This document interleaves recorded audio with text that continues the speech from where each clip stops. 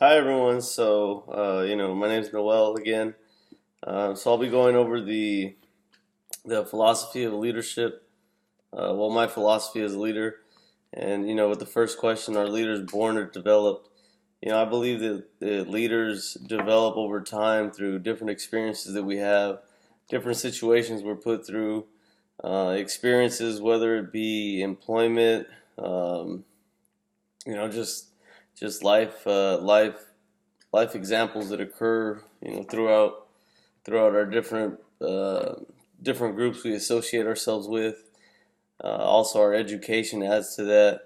So just kind of meshing everything together. That's how leaders develop. And there could be good leaders, bad leaders, but as far as born a leader, people are born with different attributes, but I think over time, leaders develop. So, what qualities make an effective leader? I think communication is key.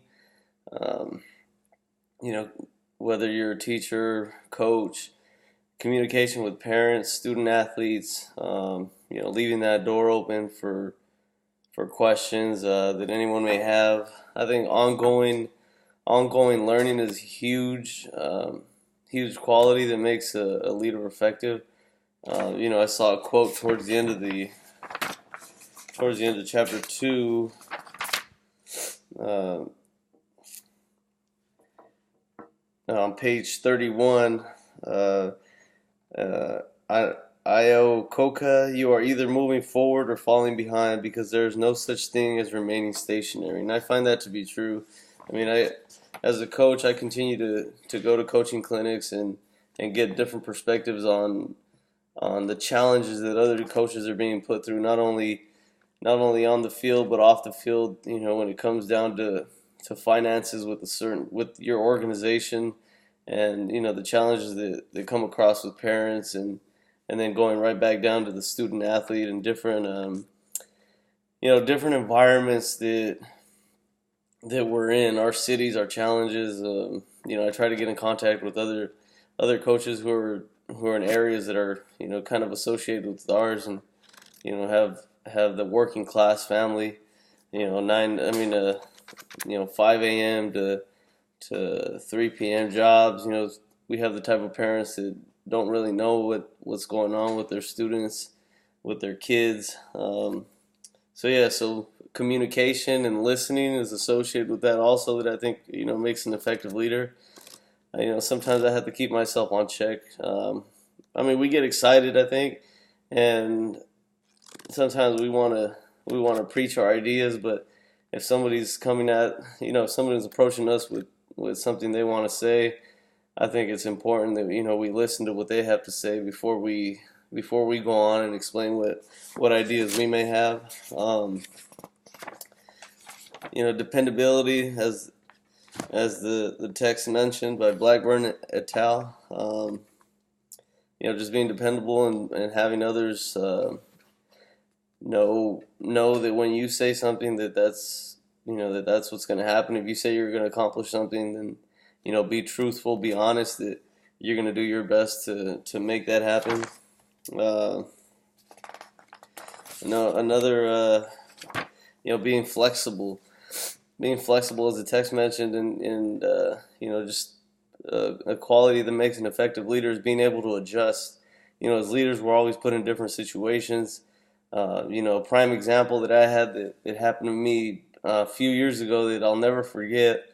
I left a student athlete off a roster one time for a race because her attendance was, she was missing a lot of days of practice, and she would come and go when she'd please. And when I spoke to the parent about that, he directly looked me in the eyes and said, he told me, when are you going to get a real job? And then at that moment, my values kept me in place, and I didn't overreact. I kept calm, and I just kind of explained to him the situation, and why his daughter was left out of that certain race.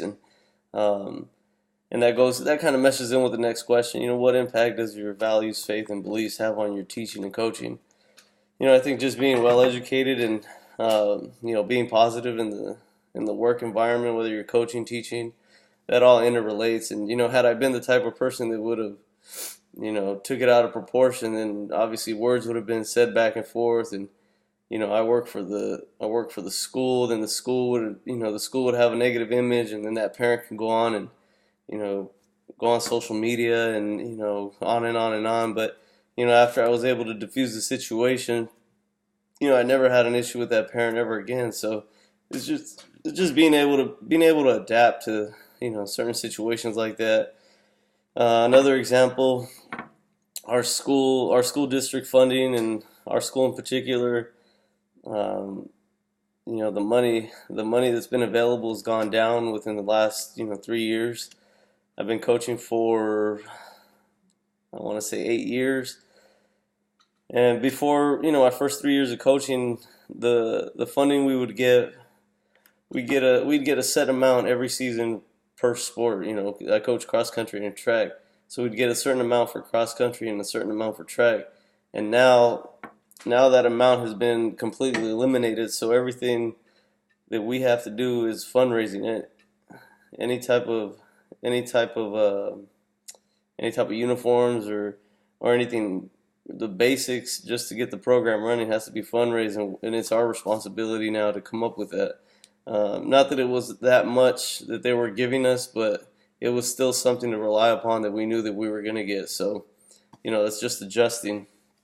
Uh, we put a huge emphasis on academics. Just as the text was mentioning. That's our forefront at our program, and we acknowledge those students at the end of the season through honorary, some nice certificates. If we can, and if it's within the budget, we give them shirts with GPA achievements, depending if they were above a 3.0, 3.5. And as a coach, I periodically check grades. I know there's coaches that don't check grades, and then the next thing you know, they're off the team because they don't have the minimum they don't have the minimum grade point average that the school requires. So I find it important, and I also want to know what's going on with them. I want to know if they're not performing at practice and their grades are also low, then that I correlate them together and I try to figure out what the problem is. So and usually if there's an issue at home, then that's why they're both faltering. So that helps me in that sense too. Just keeping being aware. That's another thing. Being aware as a leader of what's going on. Being aware of your surroundings. Not every individual and every youth is in the same situation, and again, it's adjusting to different types of personalities, and just being reflective and listening to what they have to say. Every individual I've had has had some problem with different types of situation, and it's listening. And as far as my the faith, it's just believing in these kids. They go through a lot. They have a lot on their table, but just always remaining positive and truly believing that they can accomplish anything.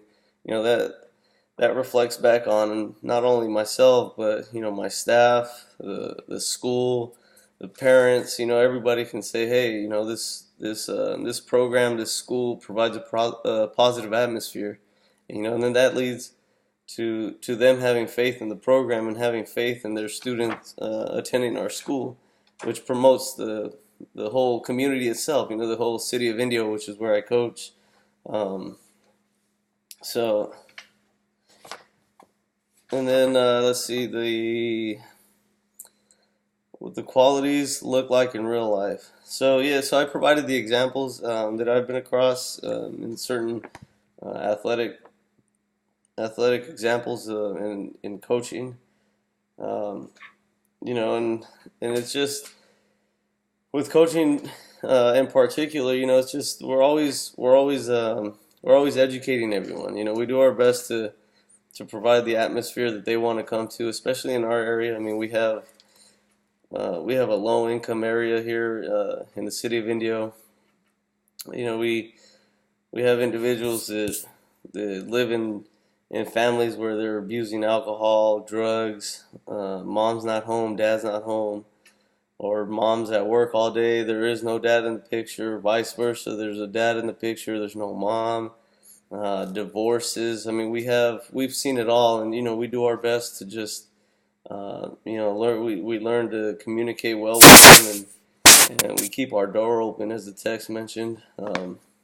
Just to promote safety, and we do our best to keep everyone positive and provide that atmosphere that students want to come back to. So those are uh, those are the answers to the question for this unit one. So if you have any questions, feel free to email me or send me a message on the Sakai. Whether with any kind of coaching questions or any leader questions that you may have working for a school district and whatnot. So thank you.